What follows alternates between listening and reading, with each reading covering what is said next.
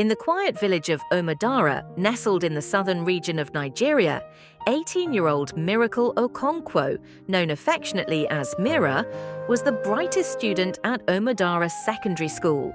Sharp, observant, and fiercely curious, she had a reputation for asking the questions no one else dared to ask. And lately, she had questions. Too many students had gone missing, one every few weeks, always followed by vague excuses. She transferred, or his family moved suddenly. No one seemed to care for the truth, except Mirah.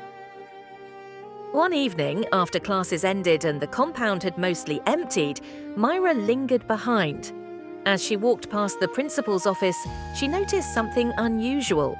The door was ajar, voices echoed inside, voices not from the school. She slowed down and leaned close, carefully peeking through a gap in the wooden shutters.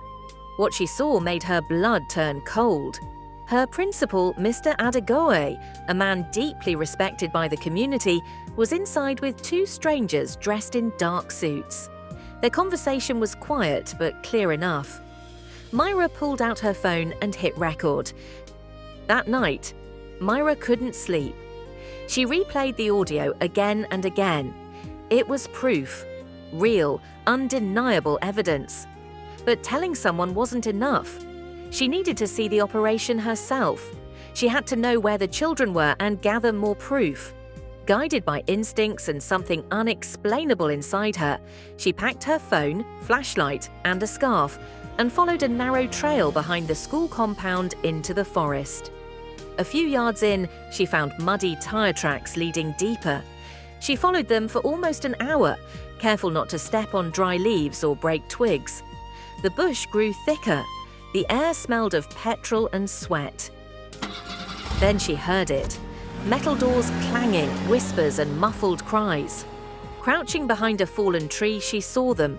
3 trucks parked in a clearing, their backs caged. Inside, children, some from her class, some even younger, sat tied and terrified. Adegoke and the 2 men directed workers who wore black hoods and gloves. Mirah hit record again. The flash on her phone flicked for a split second, and that was enough. A man turned sharply. "Did you see that?" Another shouted. "Someone's watching." Panic exploded in Mirah's chest. She ran. Branches whipped across her face. Bush thorns tore at her skirt. She sprinted through the night, phone clutched tight in her hand. Behind her, footsteps, shouting, and the distant bark of dogs. She tried to hide, but they found her just before she reached the edge of the forest. One struck her from behind, knocking her to the ground. Mirah's lip bled, but she stayed silent. "You think you're brave, huh?" He motioned to one of the men. "Get the machete." As the blade gleamed under the moonlight, distant sirens cut through the air. Flashing red and blue lights began to flicker in the shadows. Then, shouting. "Police! Drop your weapons!" Gunfire erupted. The traffickers scattered. Adegoke bolted, but was tackled by 2 officers before he could disappear into the trees. Mirah was still tied to the tree, blood dripping from her temple, barely conscious. A female officer rushed to her side and cut the ropes. "You're safe now," the woman whispered. Mirah pressed the phone into her hand. Evidence, kids in trucks. Then everything went dark. The next morning, the entire village of Omodara buzzed with news. Police trucks arrived with children rescued from the clearing. Parents wept with relief. Journalists descended from nearby cities. Headlines ran everywhere. Brave girl exposes child trafficking ring in rural school. Principal Adegoke and his accomplices were paraded through the streets in cuffs, their empire of horror destroyed by a single teenage girl who refused to look away.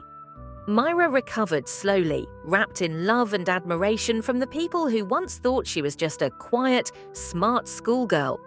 But she didn't crave the attention.